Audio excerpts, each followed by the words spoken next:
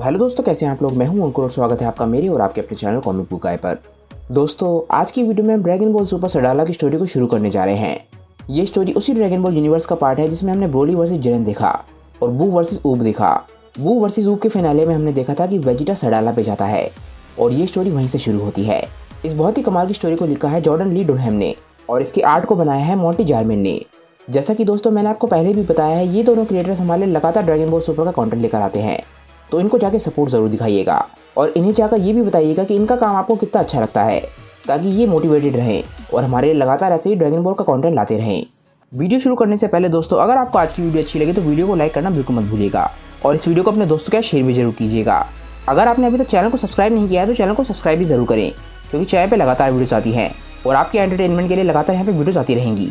अगर आप चैनल पर नए हैं तो मैं आपको बता देता हूँ कि मैं चैनल पर ऑलरेडी बहुत सारी फैन मैगज़ कवर कर चुका हूँ और आप चैनल के प्लेलिस्ट के टैब में जाकर सारी की सारी फैन मैगज़ देख सकते हैं। वहाँ पर आपको सारी की सारी मांगा सीखे से मिल जाएंगी, तो जाइए और इन्जॉय कीजिए। अगर आप चाहें तो मुझे आप इंस्टाग्राम पर ही फॉलो कर सकते हैं, वहाँ पर मैं रेगुलर पोस्ट और स्टोरीज डालता रहता हूँ, तो मुझसे वहाँ पर भी कनेक्ट जरूर कीजिएगा। तो चलिए दोस्तों, अब ज़्यादा देर न करते हुए अपनी वीडियो पर आते हैं। हमारी स्टोरी की शुरुआत में हम एक प्लैनेट को देखते हैं। इस प्लैनेट का नाम होता है प्लैनेट आर्लिया और इसके बाद हम एक यूनिवर्स 6 के सैयन वॉरियर को देखते हैं, जो कि थोड़ा बहुत वेजिटा की तरह दिख रहा होता है। वो काफ़ी सारे वॉरियर्स को देखता है जो शायद इसी प्लैनेट पर रहते थे और वो सब अब मारे जा चुके हैं। ये वॉरियर काफ़ी ज़्यादा थका हुआ लग रहा होता है, शायद ये किसी से भाग रहा था जो अब इस तक पहुंच चुका है। सैयन वॉरियर गुस्से में बोलता है कि तुम लोगों पे लानत है, तुम सभी स्पेस पायरेट्स हमारे यूनिवर्स का कचरा हो।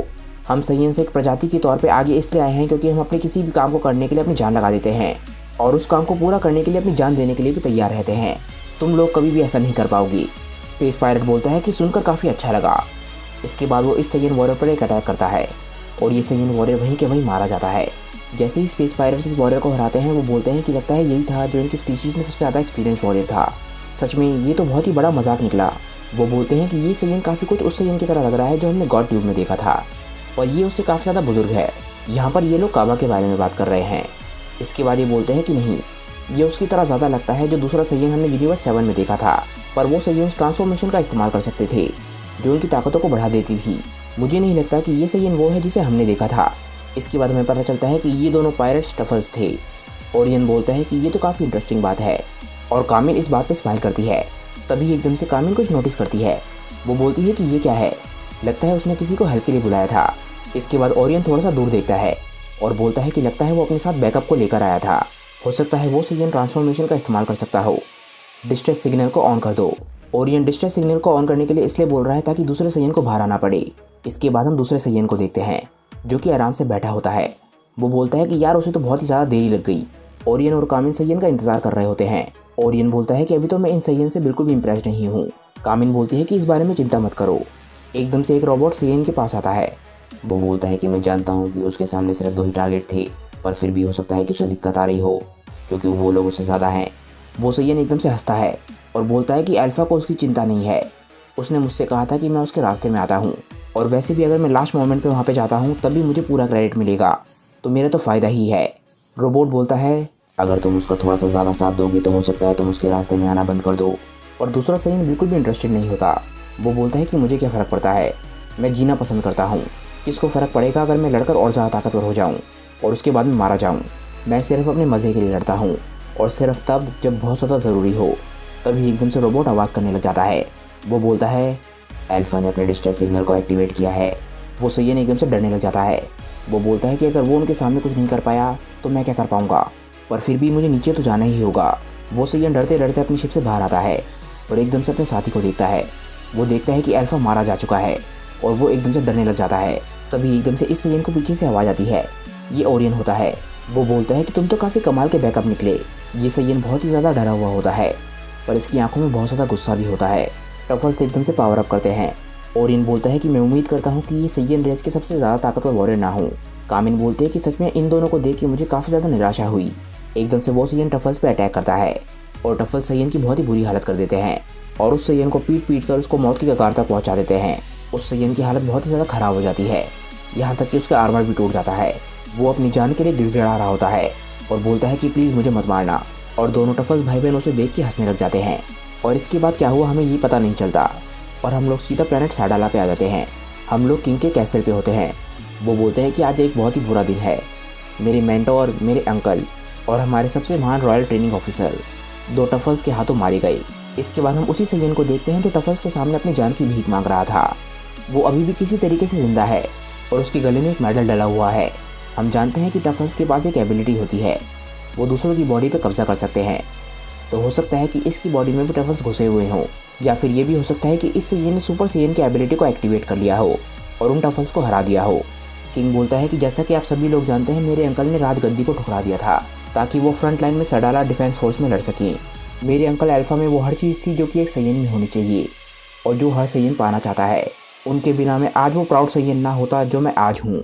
किंग बोलता है कि हमारे लिए अच्छी बात यह है कि अल्फा के बहुत ही लंबे समय से रहे पार्टनर स्केरॉट ने उन दोनों को हरा दिया है, जिन दोनों टफल्स ने मेरे अंकल को मारा था।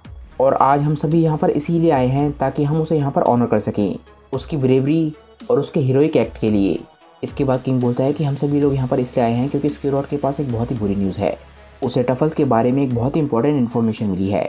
अभी तक हम सभी को लग रहा था कि टफल्स अपने प्लेनेट की सिविल वॉर में मारे गए, पर अब वो वापस आ चुके हैं और पहले से बहुत ज़्यादा ताकतवर हैं। उन लोगों का प्लान अब ये है कि वो पूरी दुनिया पे कब्जा करना चाहते हैं। उन टफल्स में से 2 पूरी गैलेक्सी में ट्रैवल कर रहे हैं, स्पेस पायरेट्स की तरह। स्केरॉट के हिसाब से टफल्स के और भी ज़्यादा सर्वाइवर्स हो सकते हैं। इसके बाद स्केरॉट बोलना शुरू करता है। वो बोलता है, किंग सडाला, थैंक यू। जैसा कि हम सभी जानते हैं, टफल्स की रेस अपनी टेरिटरी को बढ़ाने की कोशिश कर रही थी। वो अभी भी दूसरे प्लैनेट्स के नेचुरल रिजर्व्स पे कब्जा कर रहे हैं और उन्हें एनर्जी के लिए कंज्यूम कर रहे हैं। और वो ये काम तब तक करते रहेंगे जब तक वो एक मॉडर्न सोसाइटी ना बना ले। और इस सोसाइटी में सिर्फ उन्हीं का स्वागत होगा जो दुनिया में सबसे ज़्यादा अमीर हैं। पर अब हमारे पास थोड़ी सी इन्फॉर्मेशन है जिससे हम उन्हें रोक सकते हैं, हमेशा हमेशा के लिए। मुझे उनके नेक्स्ट टारगेट के बारे में इन्फॉर्मेशन मिली है। उनके नेक्स्ट टारगेट हैं हमारे दोस्त गार्डेनियंस, क्योंकि उनका पूरा का पूरा प्लैनेट नेचुरल रिजर्व से भरा हुआ है। इसीलिए वो प्लैनेट टफल्स के लिए बहुत ज़्यादा इंपॉर्टेंट है ताकि वो अपने मकसद को पूरा कर सके। इसके बाद ये मीटिंग खत्म हो जाती है और किंग सडाला किसी से बात कर रहे होते हैं। वो बोलते हैं कि मैंने किंग ऑफ गार्डेनियंस के साथ एक मीटिंग रखी हुई है ताकि हम उनके प्लैनेट पर एक बहुत ही मजबूत आर्मी को खड़ा कर सकें, जिससे हम उनके प्लैनेट पर होने वाले इन्वेजन को रोक सकें। मैं वहाँ पे अपने एलीट गार्ड्स और स्केरॉट के साथ जा रहा हूँ। तब तक मेरे पास तुम्हारे लिए एक काम है। काबा, तुम हमारी आर्मी को ट्रेनिंग देने के इंचार्ज होगी ताकि हम लोग इन्वेजन की तैयारी कर सकें। काबा बोलता है, पर सर मुझे आपके साथ चलना चाहिए। किंग सडाला बोलते हैं, नहीं, तुम हमारी आर्मी के बीच इकलौते सुपर सैयन हो और सिर्फ तुम ही हो जो बाकियों को समझा सकते हो कि सुपर सैयन में कैसे बदलना है। स्केरॉट के हिसाब से ये बेस्ट प्लान है और मैं इस बात से एग्री करता हूँ। काबा बोलता है, सर आप जानते हैं कि मैंने ये पहले भी ट्राई किया है। काफ़ी सारे लोग हैं जो सुपर सैयन बनने के नज़दीक आ जाते हैं, पर उन लोगों को अभी भी एक ट्रिगर की ज़रूरत है जिससे वो सुपर सैयन में बदल सकें। अभी तक सिर्फ एक ही शख्स है जो सुपर सैयन में बदलने में सक्सेसफुल हुआ है, क्योंकि उसे सुपर सैयन में बदलने की टेक्निक समझ आ गई थी, और वो है कलीफला। किंग सडाला बोलता है कि हाँ, कलीफला और डिमोनिक सैयन ऑफ लेजेंड ये हमारे लिए काफ़ी काम आ सकते हैं। इन लोगों के साथ हमारी दोस्ती हमारे काफ़ी काम आई है। सच बताऊं, अगर हमारी इनसे दोस्ती ना होती तो हो सकता है हिस्ट्री खुद को रिपीट कर देती। जब लोगों को डिमोनिक सैयन के बारे में पता चला तो टेंशन काफ़ी बढ़ गई थी, पर वो लड़ाई किसी तरीके से टल गई और हमारा प्लैनेट डिस्ट्रक्शन से बच गया। हमें सच में टूर्नामेंट ऑफ पावर का शुक्रगुजार होना चाहिए। काबा, तुम्हारे पास मेरी सारी परमिशन है, तुम जो करना चाहते हो करो, पर हमारी डिफेंस फोर्स को नेक्स्ट लेवल पर लेकर जाओ। इसके बाद किंग सडाला वहाँ से जाने लग जाता है और काबा बोलता है कि ठीक है, मैं समझ गया। हम देखते हैं कि किंग सडाला अपने एलीट ट्रूप्स के साथ अपनी शिप में जाता है और वो वहाँ से निकल जाता है। इसके बाद काबा को सोचने लग जाता है। वो बोलता है कि मैं जानता हूँ कि हमें किसकी ज़रूरत है। लॉर्ड चैंपा ने कहा था कि वो मेरे मास्टर के एहसान को चुकाना चाहते हैं। मुझे उम्मीद है कि वो मेरी मदद कर सकते हैं। मुझे पूरा विश्वास है कि वो उन्हें यहाँ पर लेकर आ सकते हैं। इसके बाद हम किंग सडाला की शिप को देखते हैं। वो बोलते हैं कि ये हमारे लिए बहुत ही अच्छी बात है कि गार्डेनियंस हमें हायर करना चाहते हैं ताकि हम उनकी रक्षा कर सकें। स्केरॉट बोलता है कि हाँ, वो सच में एक बहुत ही बड़ी दिक्कत है और बहुत ही बड़ा खतरा है। किंग सडाला बोलते हैं कि गार्डेनियंस हमारे बहुत ही पुराने दोस्त हैं, हमें उनकी रक्षा करने के लिए अपनी पूरी कोशिश करनी होगी। तभी एकदम से शिप का कैप्टन बोलता है कि टफल्स की शिप हम तक पहुंच रही है। किंग सडाला बोलते हैं कि ये हमारे लिए बहुत ही बुरा हो सकता है। टफल्स ने खुद को मॉडिफाई कर रखा है, वो स्पेस के वैक्यूम में बहुत ही आराम से रह सकते हैं, हमें उन्हें किसी भी तरीके से पीछे छोड़ना होगा। इसके बाद सैयन्स अपनी शिप को बचाने की कोशिश करने लग जाते हैं और टफल्स उनका पीछा कर रहे होते हैं। इसके बाद हम प्लैनेट सडाला पे पहुंच जाते हैं और वेजिटा प्लैनेट सडाला तक पहुंच चुका है। वो बोलता है, अच्छा तो ये सडाला है। चैंपा के फ्लाइंग बॉक्स ने मुझे यहाँ पे मेरी उम्मीद से जल्दी पहुँचा दिया। इसके बाद वेजिटा ज़मीन पर छलांग लगाता है और शहर में घूमने लग जाता है। तभी एकदम से वहाँ पे बहुत सारे ट्रुप्स आ जाते हैं।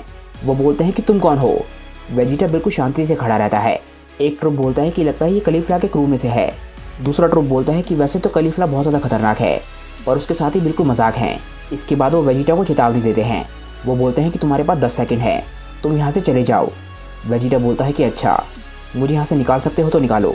काफ़ी सारे ट्रूप्स एकदम से वेजिटा पे हमला कर देते हैं, पर वेजिटा अपनी जगह पे खड़ा रहता है और उनके चेहरे पे बहुत ही ज़बरदस्त पंच मारता है। कोई भी ट्रूप वेजिटा को बिल्कुल भी टक्कर नहीं दे पाता और वो सारे के सारे एकदम से हार जाते हैं। सारे के सारे ट्रूप्स हार कर इधर उधर पड़े हुए होते हैं। वेजिटा बोलता है कि ये तो बिल्कुल कमज़ोर निकले। इसके बाद और भी ज़्यादा ट्रूप्स वहाँ पर आ जाते हैं और वेजिटा पे हमला करना शुरू कर देते हैं। वेजिटा के चारों तरफ सोल्जर ही सोल्जर होते हैं और वो सभी वेजिटा के पास पहुँच जाते हैं, पर तभी एकदम से वेजिटा सुपर सेन में बदल जाता है। पर सारे के सारे ट्रूप समझ जाते हैं कि अब वो बहुत ही बड़े खतरे में हैं। वेजिटा एकदम से पावर अप करता है। वेजिटा एक भी सोल्जर को नहीं छूता, पर वो सारे के सारे सोल्जर हार जाते हैं। वेजिटा बहुत ही ज़्यादा डिसअपॉइंटेड लग रहा होता है। वो बोलता है कि मैं उम्मीद करता हूँ कि ये इस प्लेनेट की सबसे एलिट फोर्स ना हो, जिसका नाम ये सडाला डिफेंस फोर्स बता रहे थे। वेजिटा अपने चारों तरफ देखता है और सारे के सारे सोल्जर्स हार चुके होते हैं। तभी एकदम से वहाँ पे काबा पहुँच जाता है। वो बोलता है मास्टर। वेजिटा मुड़ के काबा की तरफ देखता है और स्माइल करता है। देखना अब यह है कि वेजिटा और काबा के सामने क्या क्या एडवेंचर्स आएंगे, जिसके बारे में हमें पता चलेगा आगे आने वाले चैप्टर्स में, क्योंकि ये चैप्टर यहीं पे ख़त्म हो जाता है। दोस्तों मुझे नीचे कमेंट करके बताइए कि ये चैप्टर आप लोगों को कैसा लगा। अगर आपको ये चैप्टर अच्छा लगा हो तो वीडियो को लाइक करना बिल्कुल मत भूलिएगा और वीडियो को अपने दोस्तों के साथ शेयर भी जरूर कीजिएगा। जिन लोगों ने अभी तक चैनल को सब्सक्राइब नहीं किया है वो चैनल को सब्सक्राइब कर लें, क्योंकि चैनल पर लगातार वीडियोज़ आती हैं और मैं आपके एंटरटेनमेंट के लिए लगातार यहाँ पर वीडियोज़ लेकर आता हूँ।